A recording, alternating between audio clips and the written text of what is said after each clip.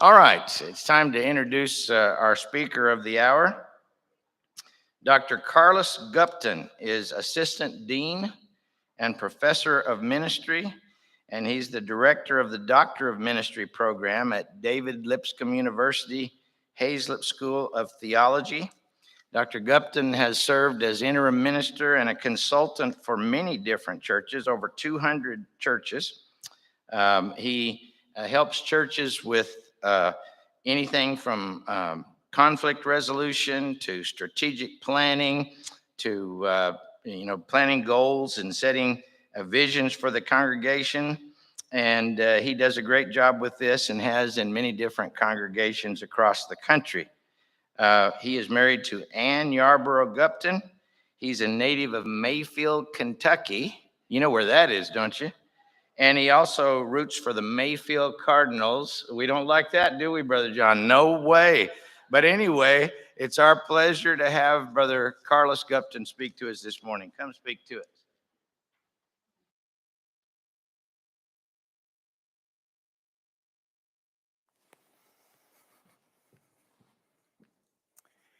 Wow, thank you. Is this on? Can you hear me? Okay, good.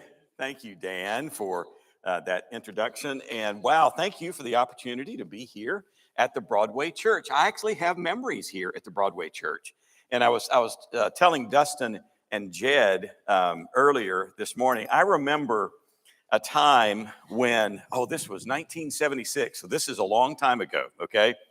And I actually heard Harold Hazlitt's Impossible Dream sermon at the Broadway Church of Christ sitting right there.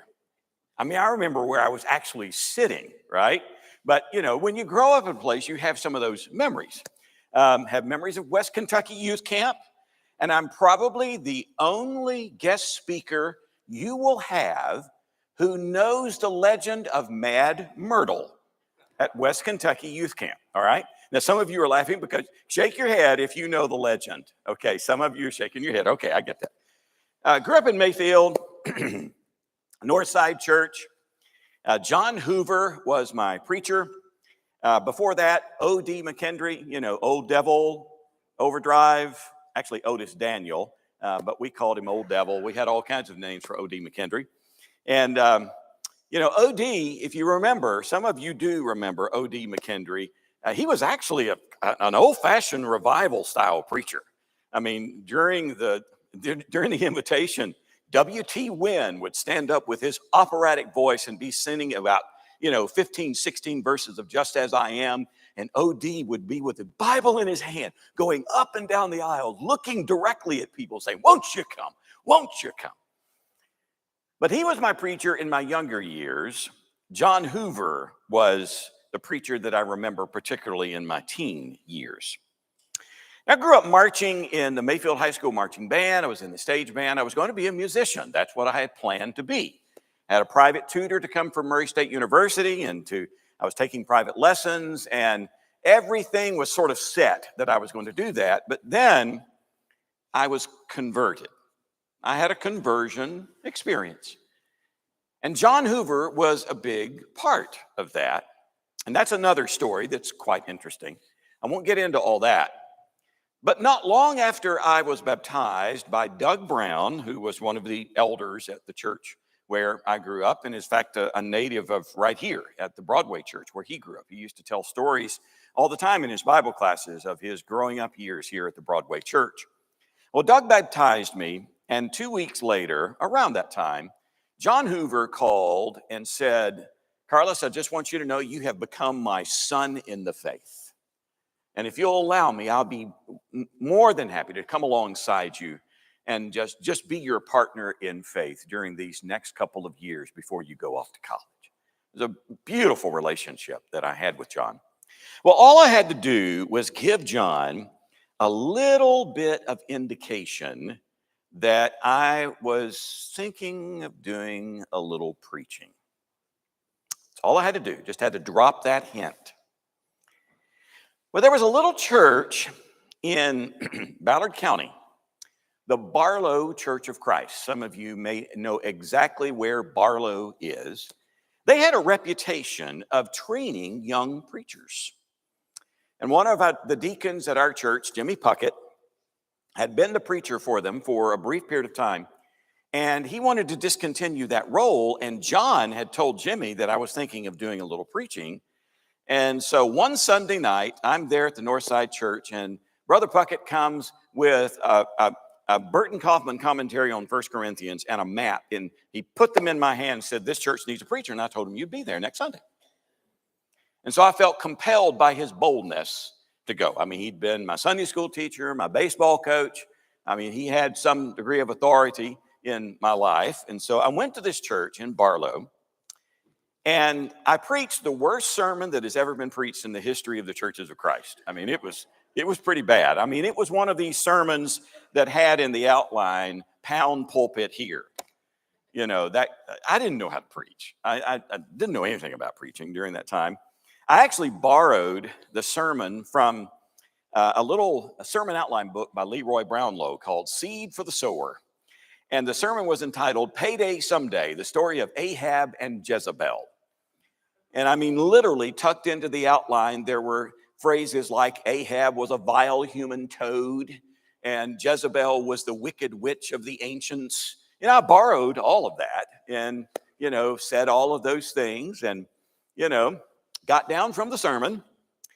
And 2 of the 3 men who were members of the Barlow Church came up to me afterward and said, you want to come back every Sunday?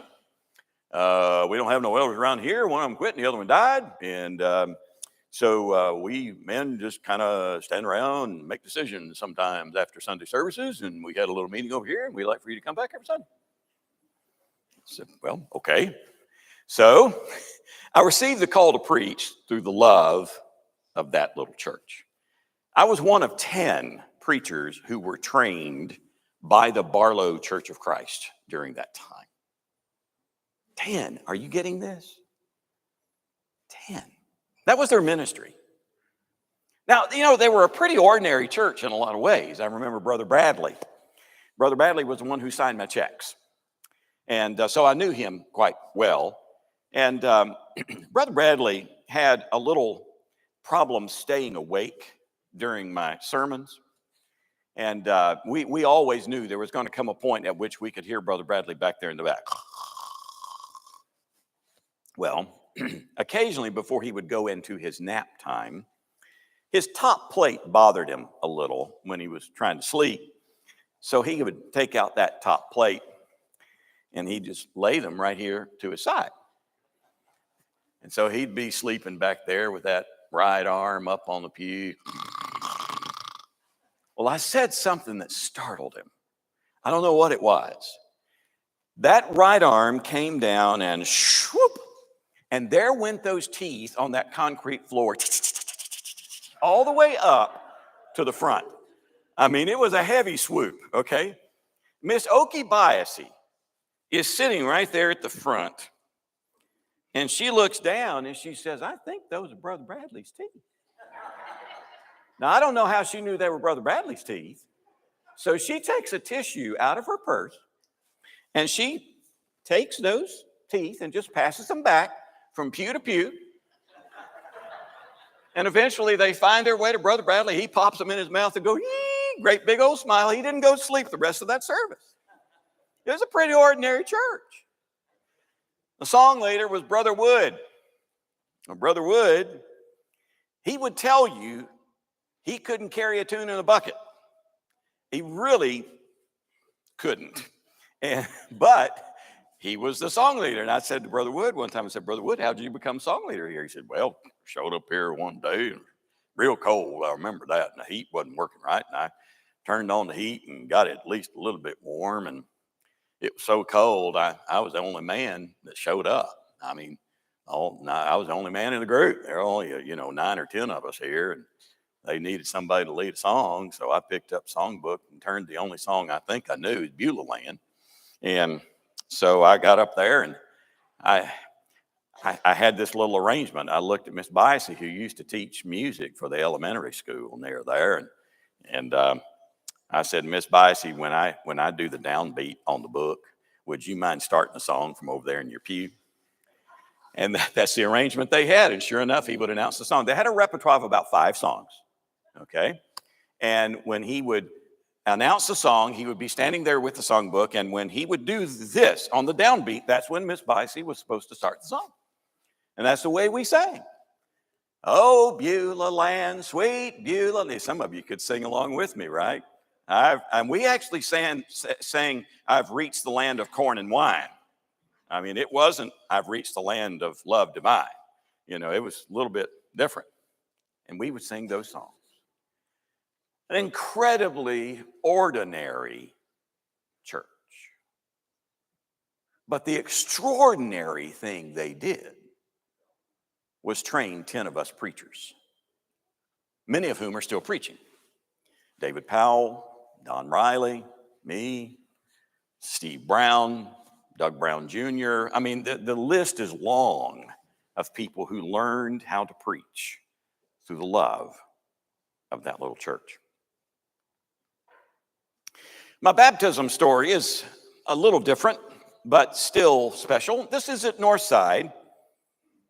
I was 17 years old, and I was having some questions about my baptism that I had engaged in when I was 9 or 10.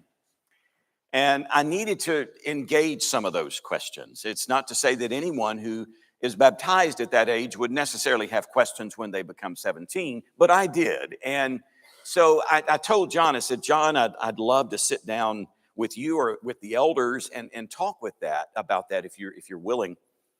And he said, I know the elders would love to have that conversation with you. And I said, man, I don't know. I mean, I've never sat down with the whole eldership. Here I was, a teenager. And so I walked into the foyer, very small foyer, still is today. And I saw Brother Nolan Ray standing there at the back like he normally did.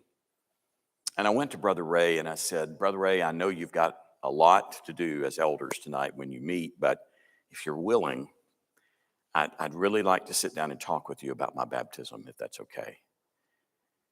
And I'll never forget when he put his arm around me and he said, son, I can't remember everything we have to talk about tonight in the elders meeting, but there is nothing we could be discussing that is more important than your eternal soul.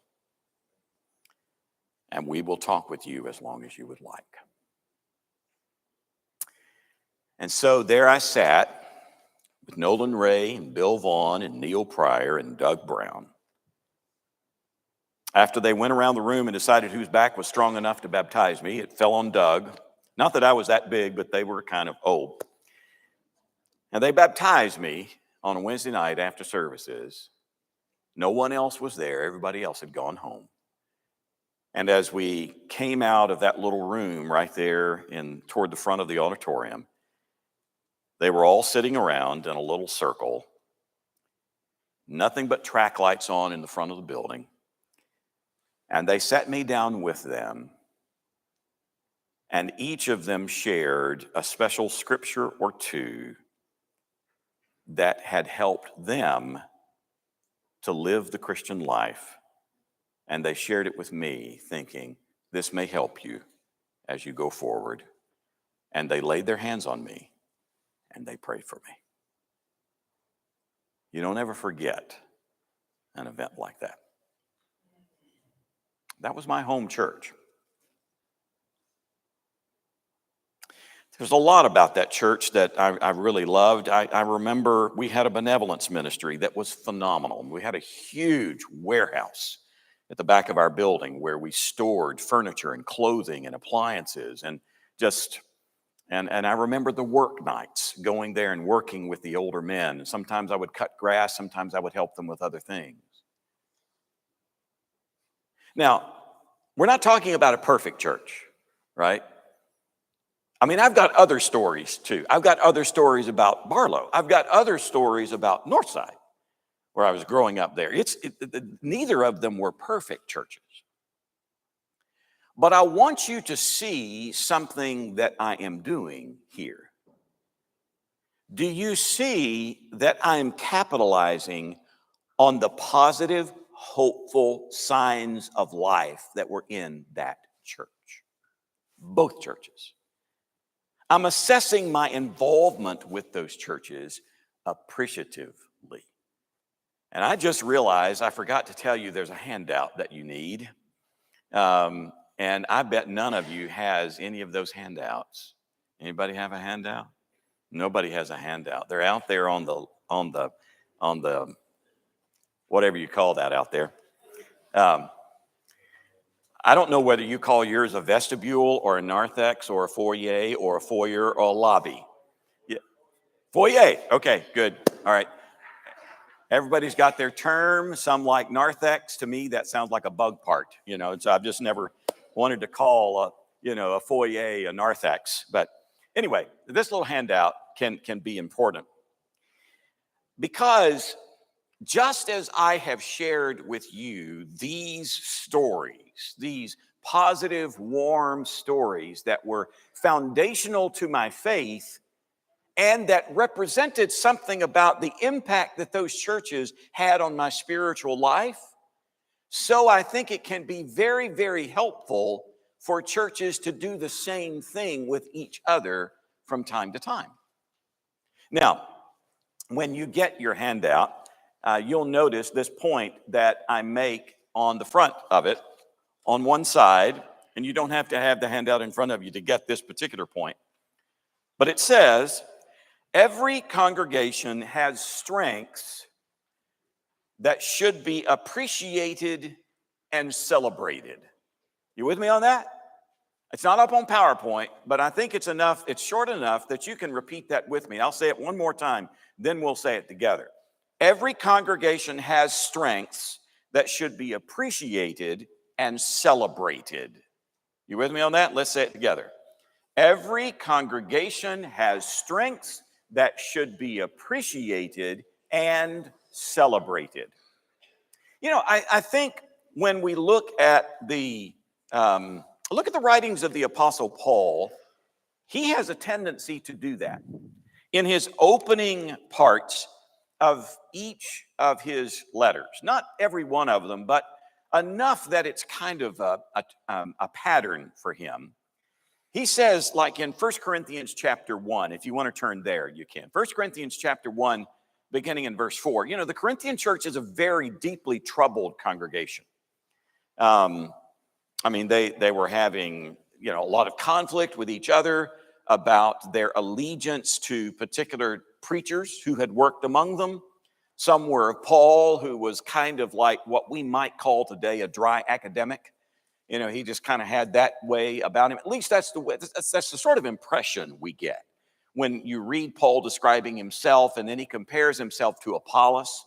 And the descriptions we have of Apollos are that he was incredibly eloquent and charismatic in the terms that we might use today. And the Corinthian church was kind of divided over their allegiance to him, to Apollos, to Peter. And then there was even a group that, claimed to have more of an affiliation just with Jesus, just with Christ. But we shouldn't look at that and say, well, that was the good group. No, it wasn't that. It was kind of an elitist thing among them. And, Paul has to talk to them about that.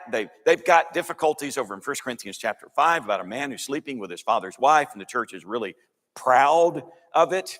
And it is both that pride as well as the immorality that Paul has to expose there in 1 Corinthians 5. 1 Corinthians chapter 6, there's even more trouble. 1 Corinthians chapter 7, you have people who are divorcing each other because they think it's the spiritual thing to do, which is kind of strange. And Paul has to correct that. Then you have them debating as to whether they're supposed to eat the meat that's been offered in the idol feast. The temple meat markets of the pagan temples were the common source of meat in a lot of the cultures there, particularly in the city of Corinth and Ephesus. And some of them had difficulty with the idea of purchasing the meat that had been offered in pagan sacrifices. And we could just keep on going with the problems that were in the Corinthian church. There were tons of them. But I find it interesting that Paul starts the letter to the Corinthians in this way in 1 Corinthians chapter 1 and verse 4. I always thank God for you because of his grace given you in Christ Jesus. For in him you have been enriched in every way, in all your speaking and in all your knowledge, because our testimony about Christ was confirmed in you. Therefore, you do not lack any spiritual gift as you eagerly wait for our Lord Jesus Christ to be revealed. He will keep you strong to the end so that you will be blameless on the day of our Lord Jesus Christ. God, who has called you into fellowship with his Son, Jesus Christ, our Lord, is faithful.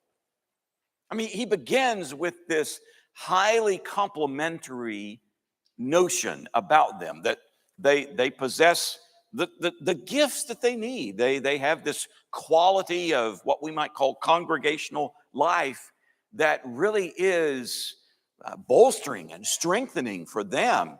And he tells them, now this is interesting, isn't it?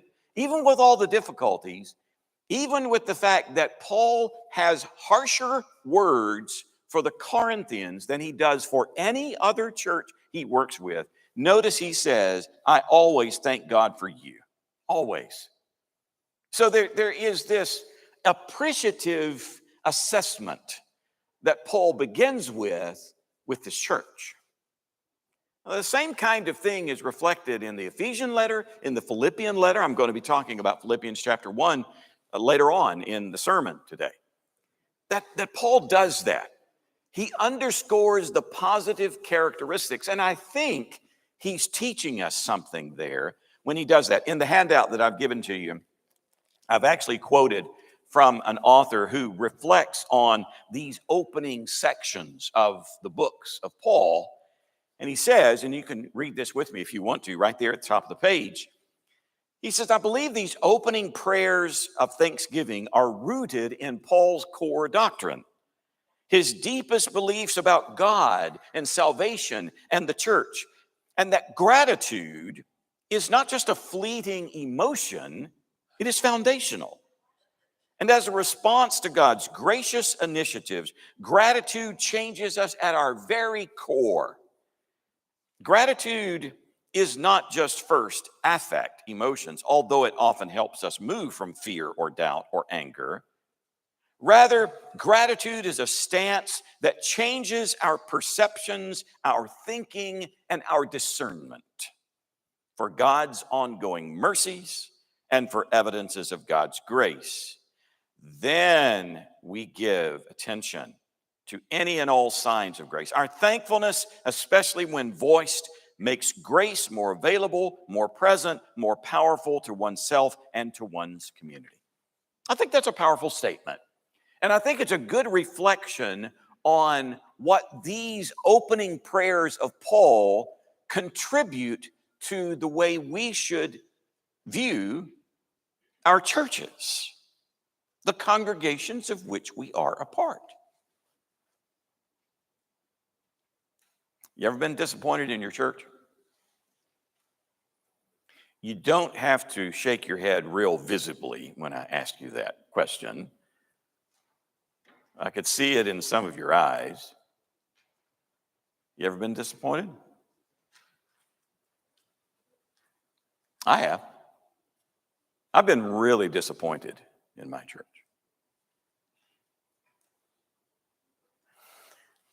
I get to work with quite a few elders at different places around. And not uncommonly, I'll have somebody who is new to the eldership come to me and say, hey, Gupton just became an elder. You got any words of wisdom for me? And not uncommonly, I'll say something like this.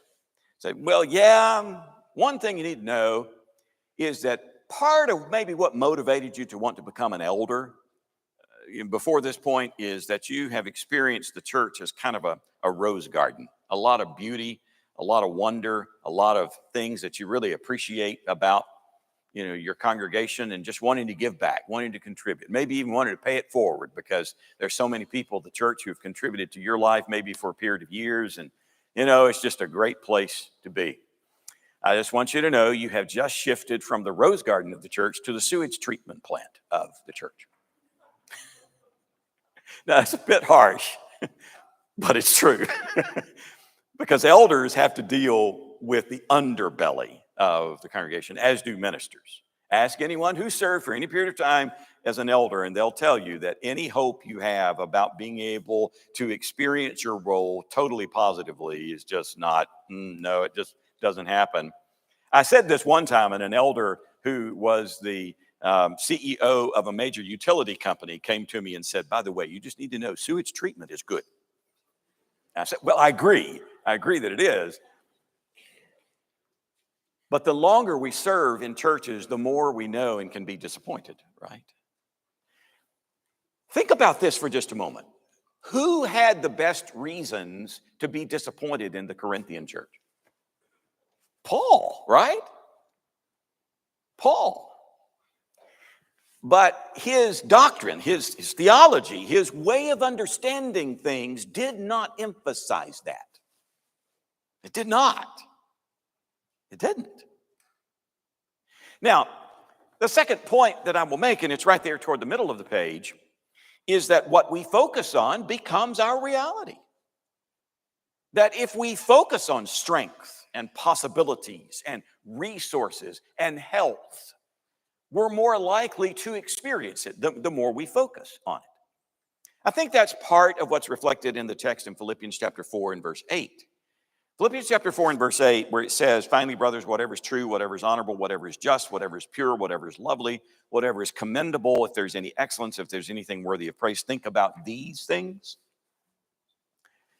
We often use that text of Scripture as kind of a positive thinking text. One of these scriptures that if we have the habit of writing down scriptures on index cards and taping them to our mirrors or whatever, this would be one of those that would make it there, right? Kind of like Philippians 4:13, I can do all things through Christ that strengthens me. Now, that's not a bad use of these texts, but contextually, Philippians chapter 4 and verse 8, where we're told to focus on these things, contextually, that's written to a highly conflicted church, the Philippian church. We read a lot about joy in the Philippian letter, but in reality, the Philippian church was highly conflicted. I mean, there was a lot of conflict going on. And there was one particular conflict between Euodia and Syntyche, okay? And so these letters were intended to be read publicly, by the way. And when they were drafted, usually what would happen is that the author of the letter would be dictating it to an amanuensis, a secretary, who was also a rhetorical expert. Not only were they good at copying things down, but sometimes they were also the ones who were going to deliver the letter physically, as well as to read the letter to the congregation. If it wasn't the one who was copying it, it was somebody else that the writer of the letter would sometimes send with them. And the writer, in this case Paul, probably had a session with the person who brought the letter and said, when you get here, I really want you to emphasize this. I want you to say it this way. Rhetoric and public address was very refined art in the Greco-Roman culture. And so when this is read, when this is read to the church, it said, I plead with Euodia and I plead with Syntyche to agree with one another in the Lord. It would be like me saying, I plead with Jed and I plead with Dan to agree with one another in the Lord right in your presence. And what would that immediately convey? That, Jed and Dan got a little trouble going on, and every one of you know it. By the way, I don't think Jed and Dan have any trouble with each other. I'm just using that as an example, right? But you know that one of the things that this text is designed to do is to equip the church on how to help Euodia and Syntyche. Are you getting that? That's part of the reason why it's written. And so what he's telling them is not just to be positive thinkers. He's saying, this is the way I want you to punctuate your relationships with each other. And it's also the lens through which I would like for you to accent your congregational experience. Are you following me there? So now let's read the text. Whatever is true, whatever is honorable, whatever is just, whatever is pure, whatever is lovely, whatever is commendable, if there is any excellence, if there's anything worthy of praise, think about these things. He's giving us a little clue on how to experience congregational life. By the way, in the New Testament, there is no such thing as the spiritual gift of criticism. You ever taken a spiritual gifts inventory? Any of you taken a spiritual gifts inventory where you take this little test and it kind of reveals to you what your spiritual gifts are? You know, I like those things. They can be helpful, but you always know the most obnoxious person in the room is always going to have the gift of prophecy, right? Or the most judgmental, critical person is always going to have the gift of discernment, right? Well, there's no such gift of critical evaluation for the church. Yes, we are called upon to face reality. I'm going to get to that. We do need to face reality, right? But we also need to appreciate and focus on health. How many of you want to be healthy? Okay, all of us want to be healthy physically. We know that there are two ways to accomplish that, right? One way is for us to focus on positive habits that contribute to our being healthy. We call it preventive health care in a sense, right? I know I don't look like it, but I'm a runner. I like to run. I run on my treadmill. Don't run outside because my knees can't handle the pavement anymore. Okay, got 64-year-old knees, and they just can't handle the pavement as much anymore. They don't make shoes good enough to keep my knees in good shape if I run on pavement. Treadmills are much softer. They're louder, but, I get to watch the local news while I'm doing it, Love to run. I do that as preventive health care, right? And that's important. That's a big piece of this. Now, in this respect, I want you to look at the statement that's underneath the biblical text that I've given you there, under Philippians 4 and verse 8. Let me just read and comment quickly on this. The lived reality of a congregation is defined by whatever participants think about and talk about and work on and dream about or plan. While we do not need to dismiss the serious challenges we face, we need to center our attention on our strengths. Focus has to do with imagination and conversation and efforts and vision. Simply by refocusing attention, giving energy and priority to the positive narratives, we can become a different congregation. And then the author from which I'm reading, and I've got him referenced at the bottom here, says congregations are heliotropic. That's actually a term from botany. It's a botanical term about a plant's orientation, that plants lean toward the sun. Not long ago, I was living in Memphis in our home. I needed a border along one of the sides of my property, and I planted this really nice shrub that grew very tall. And here's one of the things I noticed. I planted it on the north side of our property, but it always grew toward the south side. It always grew toward the sun. It's heliotropic, right? It grows toward the sun. Well, notice what he says. Similarly, congregations lean toward the source of energy, whether that energy is healthy or not. As memories and imaginations are engaged to nourish participants with the best and most life-giving resources, the church will lean in the direction of those narratives and practices.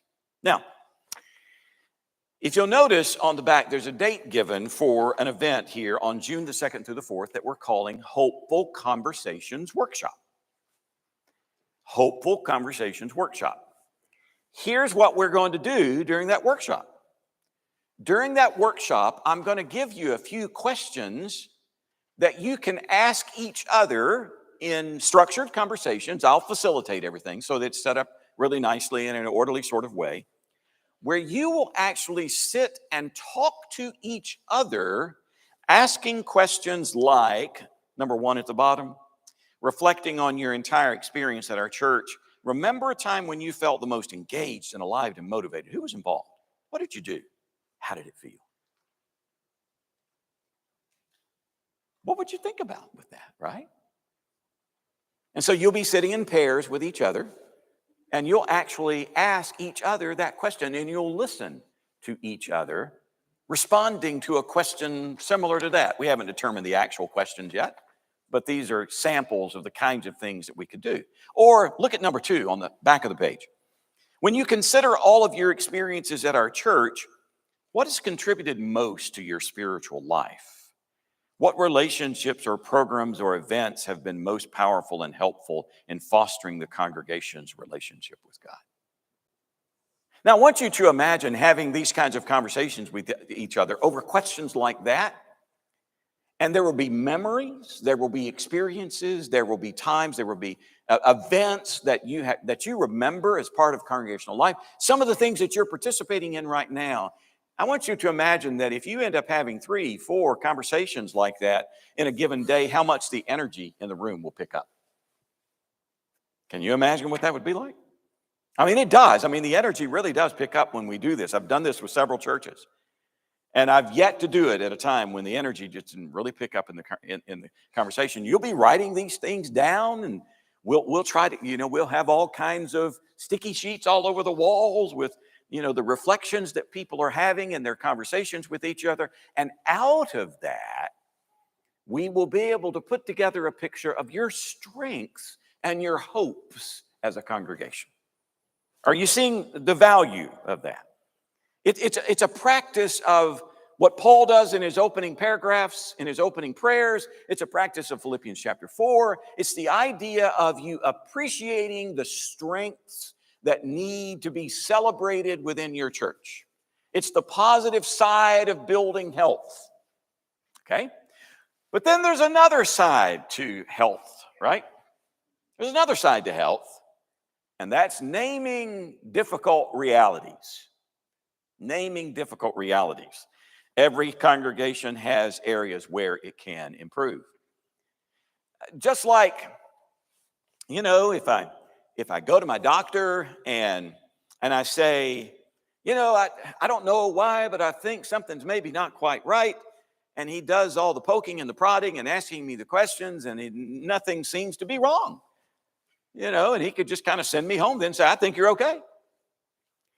On the other hand, if he's thinking, well, I can't detect it now, but I think if I do this scan, we can get there and we can find it out. And so you get rolled into one of those machines that make all the noises, and they take pictures of your insides, and they might discover something that needs attention.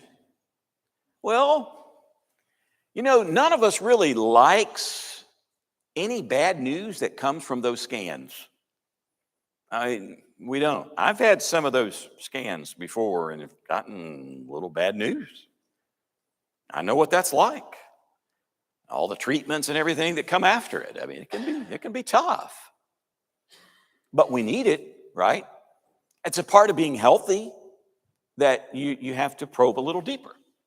Well, alongside the conversations that we're going to have with each other, we're also going to do a congregational health assessment, where you actually complete an inventory that's designed to look at congregational attitudes and perspectives on the 9 factors that I've listed there: vision, mission, and goals, ministry and activity effectiveness, family life stages, spiritual formation and discipleship, worship, congregational culture, communication and conflict, leadership, church relationships, finance, and facilities. And for those of you who are familiar with this kind of thing, if you're going to use tools like that, they need to be, sort of psychometrically validated. They need to be, tools that have been tested from the standpoint of social science and statistical research to be valid. And Abilene Christian University with the Cyber Institute for Church Ministry, they've devised a really fine tool called the Congregational Health Assessment, the CHA. I'm certified in that, and Carson Reed, who's been over the development of that, he and I have been longtime friends, and I really look forward to being able to share that instrument with you, and you being able to get a good read on some of the realities, maybe some of the things that need to be improved.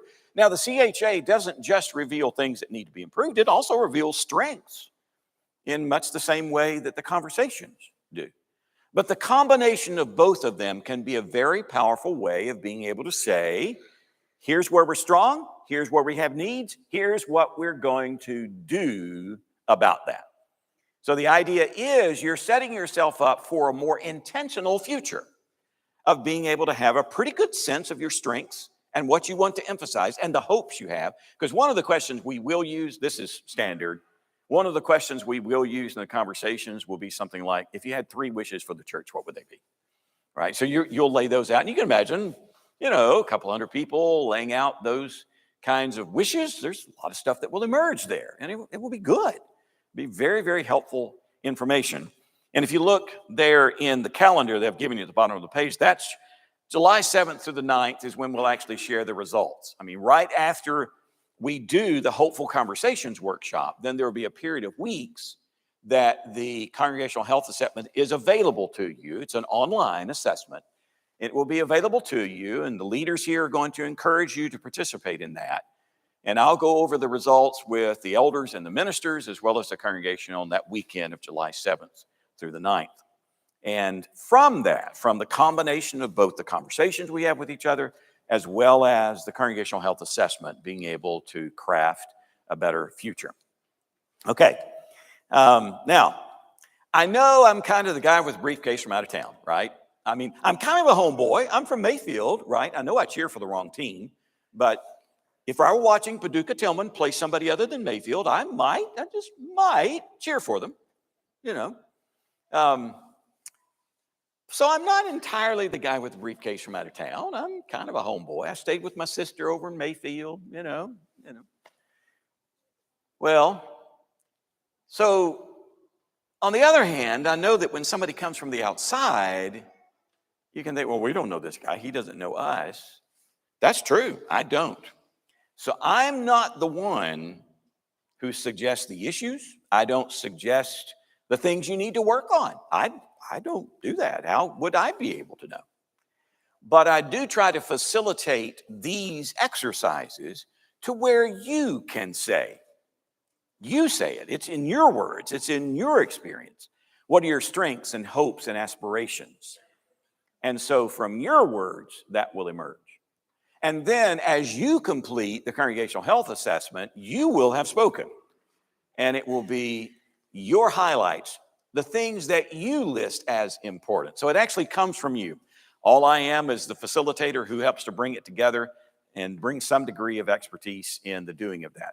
We do this kind of thing. I direct a Doctor of Ministry program, and I teach people how to use these kinds of resources pretty regularly in trying to understand the ins and outs of their congregations.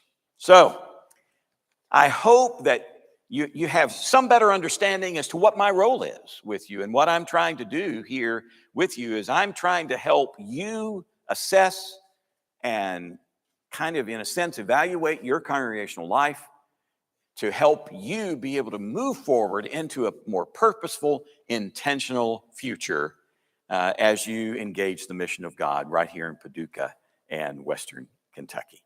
So I hope you'll be a part of it. Now, how many people can show up to a Hopeful Conversations workshop? Oh, if you have 250, 300 people show up, we'll set it up. It's fine. We'll keep the conversations going. I've done this with groups of a few hundred, and it can be a really, really fine experience. So make it a point to be a part of that event.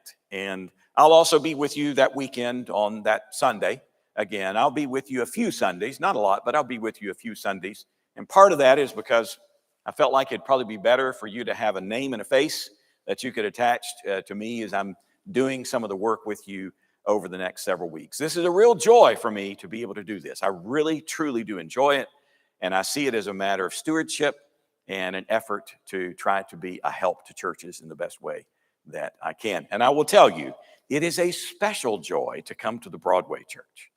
Not only because I have West Kentucky roots, which is great, but I actually have memories of growing up and coming here for summer youth series, for other events. And, so part of my spiritual history is right here at this church, especially given the fact that a lot of the older people who were faith nurturers for me have roots here. The Hoovers have roots here. Doug Brown, others that were elders and significant people in my life have roots right here at the Broadway Church of Christ. And as you know, when you grow up in Mayfield, I know I've gone over 2 minutes, just give me one more, okay? As you know, when you grow up in Mayfield, Paducah's the big city, right? Right, Paducah's the big city. And so I grew up shopping at Paducah Dry Goods. Some of you remember Paducah Dry Goods? I don't even know, does it still exist? Okay, it's been gone for a while. I figured as much. It was the first time I ever experienced a real uptown elevator operator. You press the button, going up, going down. And I used to just ride the elevator a lot just to hear her say that. My sister and I really have that story. You know, we used to do that at Paducah Drive. It only had 4 floors, but it was kind of fun going up and down. So I have really warm feelings and experiences in Paducah and have a lot of memories of you as a leading church in this region. And so I really do consider it to be an honor to come alongside you and to partner with you in these exercises. So thank you for the opportunity to be able to do that. Not the least of which just gives me an opportunity to come visit with my sister every time I stay here. So, all right. Thank you guys very much. We are dismissed, and we'll move on with the rest of our activities for the day.